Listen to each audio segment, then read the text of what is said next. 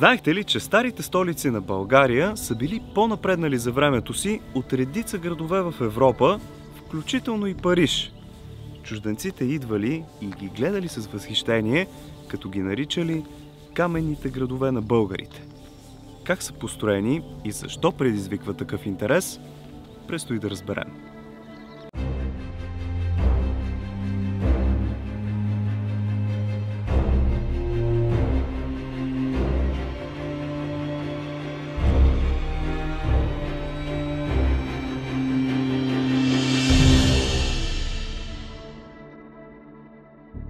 Здравейте, приятели! Аз съм Слави и днес отново се отправяме на едно пътешествие, но този път назад към корените на нашата държава. Пригответе се, защото ще посетим първите две столици на България. Добре укрепената Плиска, в която според някой се помещава най-голямата църква в Европа по онова време. И разбира се, перлата на цар Симеон – Велики Преслав. Какво ги прави толкова специални и защо будят някои несъответствия в историята? Останете до края, за да разберете. Ако съдържанието, което правя за България, ви харесва, то е крайно време да се абонирате за канала. Натиснете една камбанка, за да ви информира, когато кача нещо ново. Ако желаете да ме подкрепите в това, което правя, може да си вземете някои от книгите ми. Ще ви излезат някъде ето тук. Линкчета към тях оставям долу в описанието. Благодаря ви! Днес пътуването ни връща през 681 година, когато България е призната за държава от Византия, или по-точно Източната Римска империя. Тогава Аспарух основава Плиска, първата наша столица, за която всеки българин е чел поне малко. Намира се близо до град Шумен и днес има национален историко-археологически резерват, който може да посетите и разгледате. Мястото е напълно облагородено, пътищата са добри и има паркинг.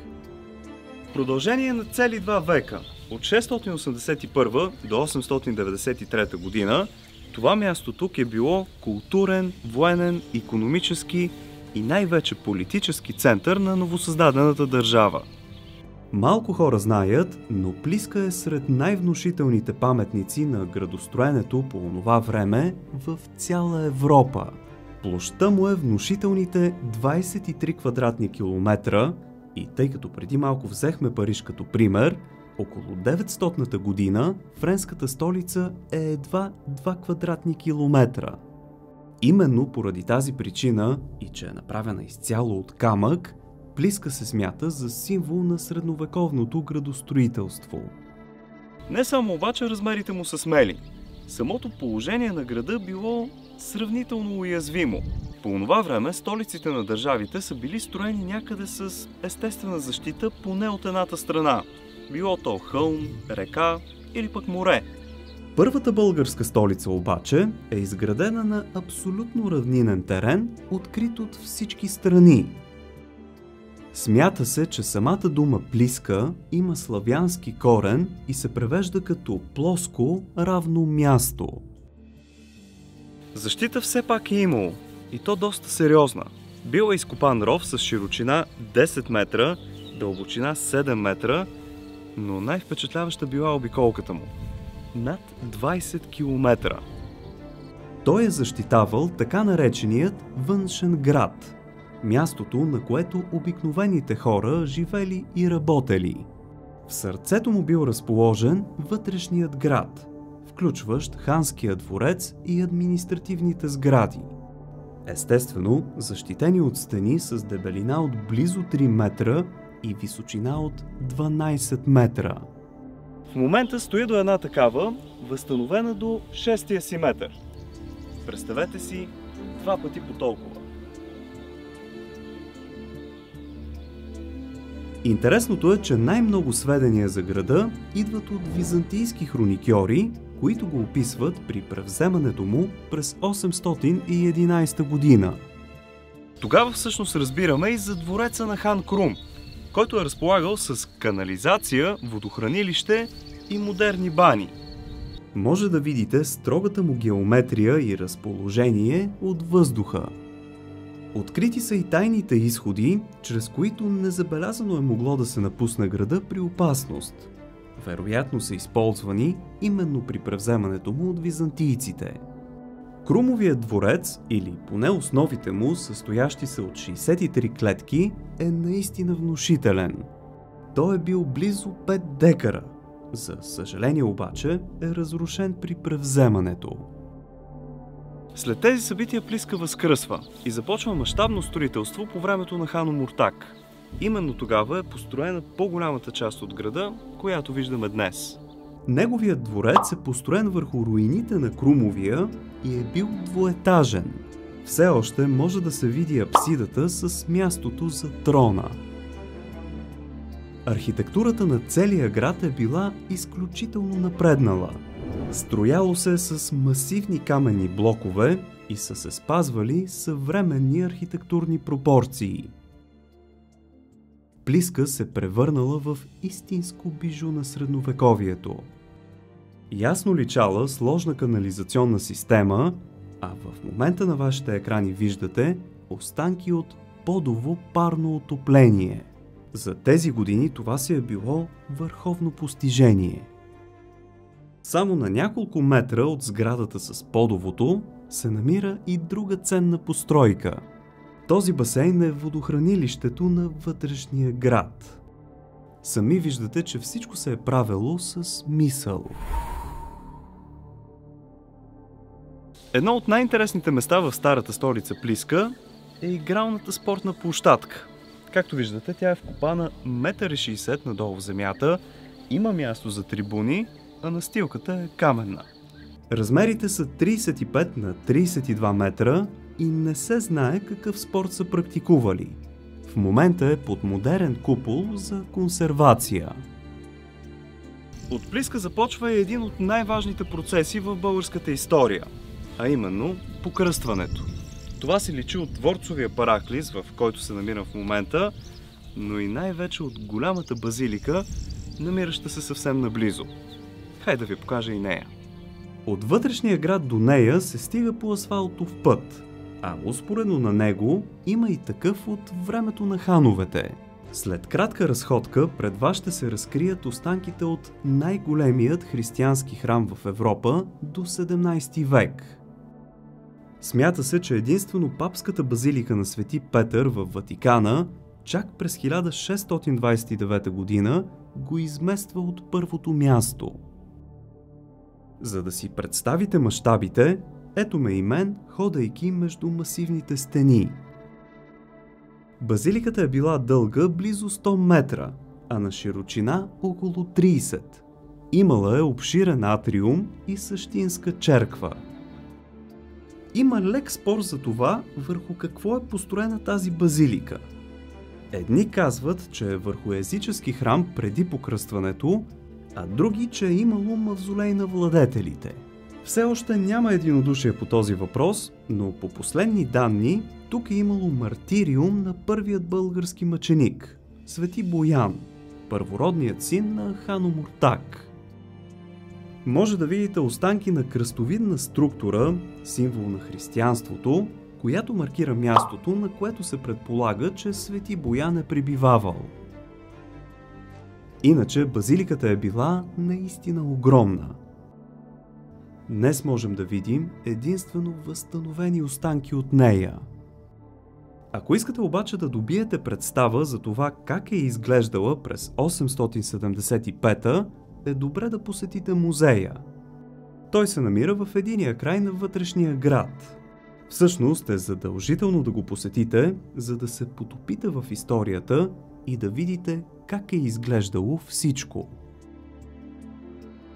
До базиликата има и пресъхнало аязмо, което се свързва с едно мистериозно предсказание на Ванга. Има легенда, че когато отново тук бликне вода, то България ще тръгне по правилния път и ще се оправи. През 2015 тук се появява вода. По Бойково време. Но като гледам, нещата май не са много на добре. Опадъкът на града започва след като столицата е преместена от Плиска в Велики Преслав. Така цялото това място тук, включително и околията, се превръща просто в град на скотовъдци и никога повече не връща предишното си величие. Тук обаче е открит един от най-мистериозните артефакти на България. Това е розетата от Плиска. Звезда с 7 лъча, всеки завършващ с рунически надпис, неразчетен до днес. Я ми кажете долу в коментарите, вие събирате ли печати от 100 национални обекта? Трябва да знаете, че Плиска е под номер 96 и може да си вземете печата от музея или при касата. Време е обаче да изминем разстоянието от около 40 км на югозапад и да посетим наследника на Плиск – Велики Преслав. Отново пътищата са добри и резерватът е много подобен на този, в който бяхме до момента. Има къде да спрете колата си и да започнете разходката. В момента се намирам на южната порта към вътрешния град на Велики Преслав. Може да видите, че тук размерите са значително по-малки и всичко е някакси по-стегнато.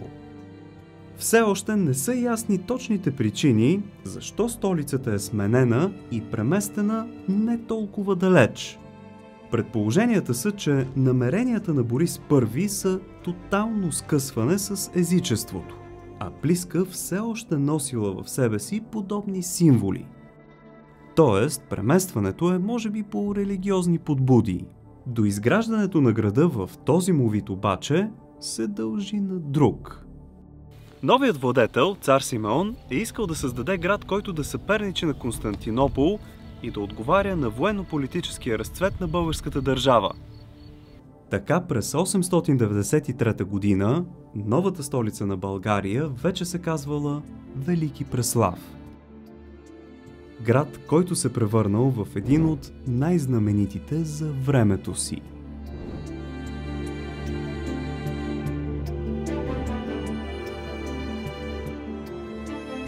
Както забелязвате, тук местността е значително по-хълмиста и отново се следва принципа на външен и вътрешен град, но този път всичко е било стегнато в площ от 5 квадратни километра.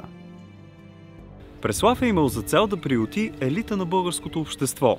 Макар и доста по-малък по площ и по-стегнат, тук са били изградени по-мащабни дворци, по-големи обществени сгради и доста по-обширни площади. Защита отново е била нужна и можем да видим останките от 10-метрови стени, които са бранили сърцето на града. По думи на Йоан Екзърх, Велики Преслав е бил архитектурен и художествен шедьовър. Отново имаме изградена сложна канализация и водоподаване, което си е рядкост за градовете от онова време. След като посетихме най-големият български храм, намиращ се в Плиска, е време да ви покажа и вторият по този показател. Базиликата е трикорабна и височината й вероятно е стигала до около 20 метра. Позната е още като Владетелската църква. Точно до базиликата има открит саркофаг, в който се смята, че е бил погребан самият княз Борис I.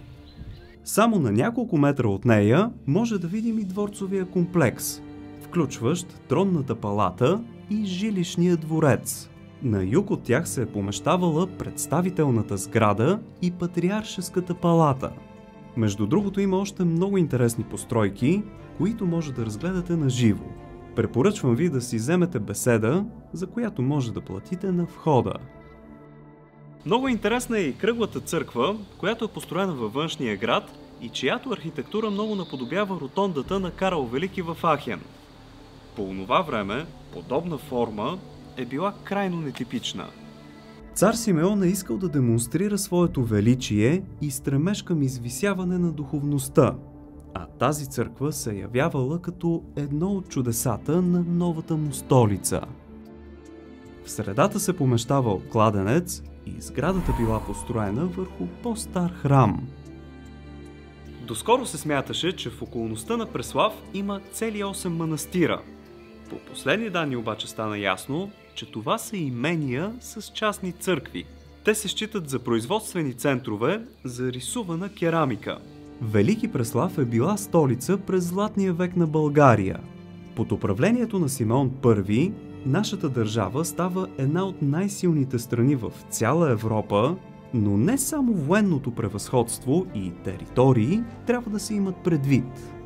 Културата и изкуството също процъфтявали и дори достигнали нива на държави като Италия и Франция. Всички сме чували за Преславската книжовна школа, от която част са били Йоан Екзарх, Черноризец Храбър, Презвитер Козма и други. С Велики Преслав Симеон е показвал на чуждите пратеници, че България не отстъпва по мощ и красота пред другите големи страни от онова време. Именно от тук той е управлявал държавата, която се простирала на 3 морета.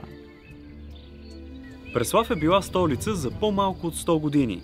От 893 до 971, когато попада в ръцете на вечния враг Византия. Тогава, за съжаление, започва и упадъкът на града, а следващата столица на Българското царство, както знаем, е Охрид, който днес се намира на територията на Северна Македония. И двете ранни столици на България са били мащабни каменни градове с различни цели. Въпреки десетките години, в които никой от съвремието ни не им е обръщал внимание, днес те са превърнати в музеи, точно каквито трябва да бъдат. Ако имате път насам, задължително ги посетете.